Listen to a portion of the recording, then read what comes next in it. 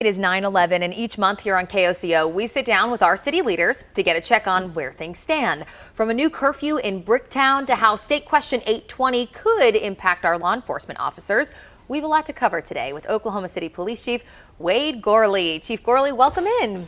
Thank you. Thanks for having me again. Always great to see you every month here. So I want to start with something new that has recently come out, the new curfew in Bricktown. So it's now 9 p.m., right, for anyone under the age of 18, barring if you work in the area or if you're attending an event. So a couple questions here. First, why do you think a curfew like this will help reduce some of the increased crime we've seen in that area? So really with Bricktown, what we've been doing is looking at a comprehensive plan of how we can address the criminal behavior that has been going on there and making it, just safe for everyone. It is still a very safe place to be. Relatively speaking, the crime rates in Bricktown are much less than some other parts of the city.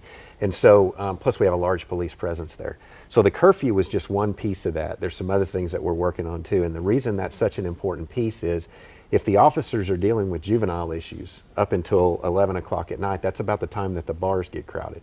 And so they can't focus on as much of that as well. So if they can get the juvenile issues dealt with, get those kids that aren't really doing anything but just down there to cause issues and not have to go respond to calls dealing with those juveniles to in those areas where they congregate. If we can get that handled by 9 o'clock, that allows the officers to focus on more important things and make sure safety is their primary goal. And I'm sure a lot of people's minds went to, the stabbing, 8 people stabbed that we saw 2 weekends ago. In that case, though, the suspect and everyone involved was over the age of 18 and it happened after 9.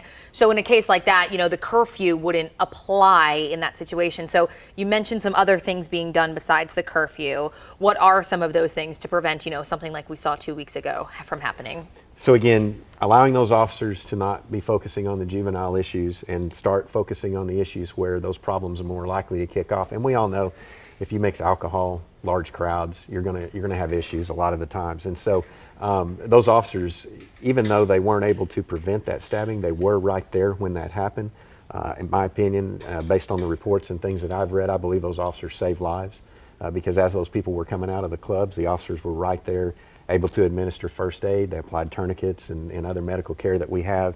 And we were able to apprehend the suspect fairly quickly just by an investigation, able to take place and detaining those witnesses and controlling that scene. And that's what we want. We want to prevent those. But if something does happen, we want to be on top of it very quickly. And as with that too, we saw where even though those folks were over 18, they were underage to be in the bar, which ultimately resulted in that bar being shut down. You mentioned, though, that crime in Bricktown is still less than other areas of the city. So why do you think there is this increased visibility, I guess you could say, on some of the more high-profile crimes that we're seeing in that area in particular, even though you're saying relatively less than other parts? Yes, we've met with other cities around the country, large cities that have entertainment districts.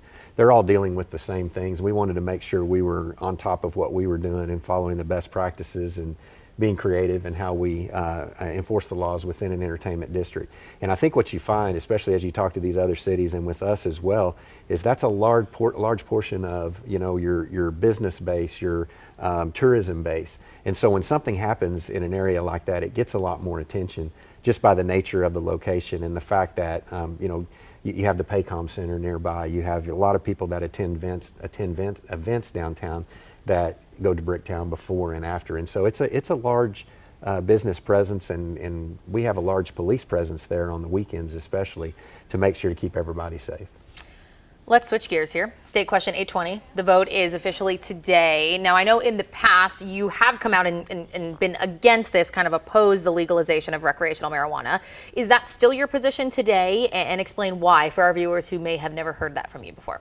So I'm on the board with the Oklahoma Association of Chiefs of Police, and we've come together as a group to speak out against 820, but it's based off what we've seen in other states that have done this. And I find it ironic, when they talk about these other states have passed recreational marijuana and everything's great. And when you look at it, think of some cities. I mean, Seattle, Washington, Portland, Oregon, Chicago, Illinois, places like that have legalized marijuana. It does nothing to help with crime.